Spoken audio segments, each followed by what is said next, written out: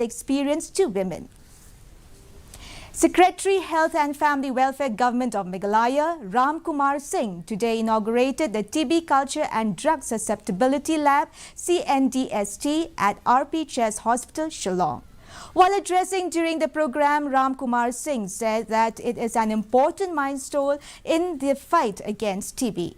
This will help in providing culture and drug susceptibility testing facilities and presumptive TB, DRTB and for TB, DRTB patients here. It may be mentioned that World TB Day was celebrated in Shillong with the rest of the world with the theme, Yes, We Can End TB.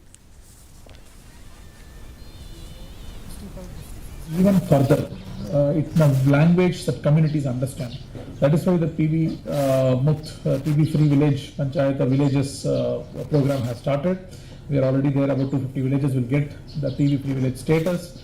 But people have to understand TB in much more simplified manner.